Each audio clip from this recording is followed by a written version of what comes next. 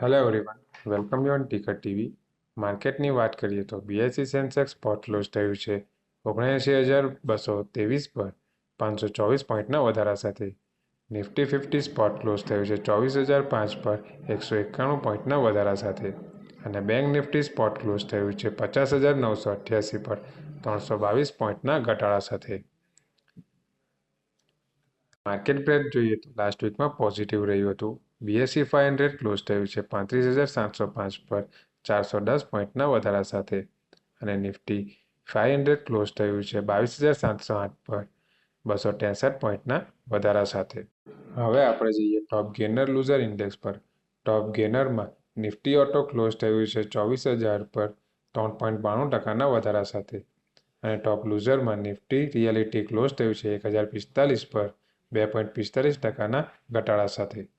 નિફ્ટીના daily ચાર્ટની વાત કરીએ તો ડેઇલી ટાઈમ ફ્રેમ પર બેરિશ કેન્ડલસ્ટિકનું ફોર્મેશન થયું છે, જ્યારે વીકલી ચાર્ટ પર ડોજી કેન્ડલસ્ટિકનું ફોર્મેશન થયું છે. મોમેન્ટમ ઇન્ડિકેટર આરએસઆઈની વાત કરીએ તો આરએસઆઈ 48ના લેવલ પર ટ્રેડ કરી રહી છે, જે આવનારા વીકમાં sideways to bearish trend indicate કરે છે. નિફ્ટી અત્યારે 24,004 પર ટ્રેડ કરી રહી છે. જો નિફ્ટી 24,150ના લેવલ બ્રેક કરે છે તો નિફ્ટીમાં આવનારા દિવસોમાં 24,300 24,500 સુધીના લેવલ જોવા મળી શકે છે. પણ જો નિફ્ટી 23,900ના નીચે ક્લોઝ આપે છે તો 23,800 અને 23,500 સુધીના લેવલ જોવા મળી શકે છે.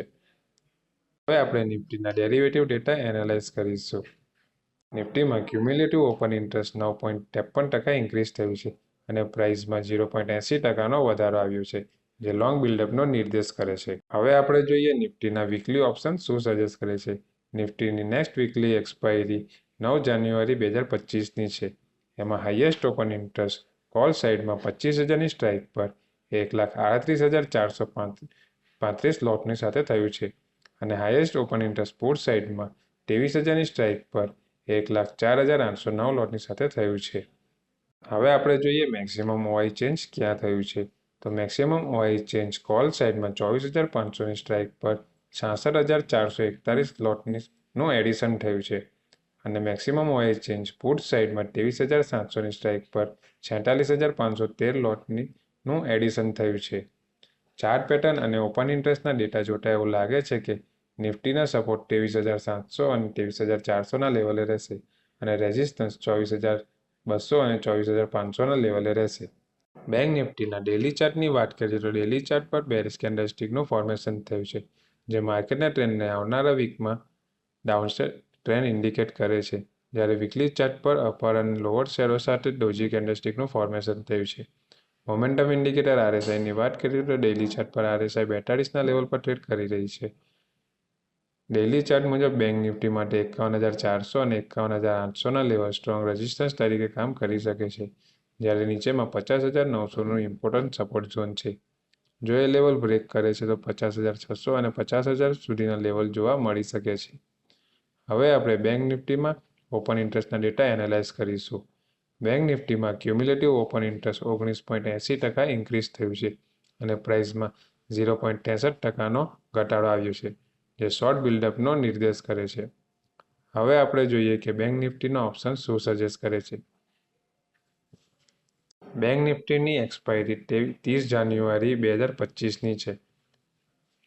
બેંક નિફ્ટીમાં હાઈએસ્ટ ઓપન ઇન્ટરેસ્ટ કોલ સાઇડમાં 52,000ની સ્ટ્રાઇક પર 1,13,505 લોટની સાથે થયું છે અને હાઈએસ્ટ ઓપન ઇન્ટરેસ્ટ પુટ સાઇડમાં 50,000ની સ્ટ્રાઇક પર 76,906 લોટની સાથે થયું છે.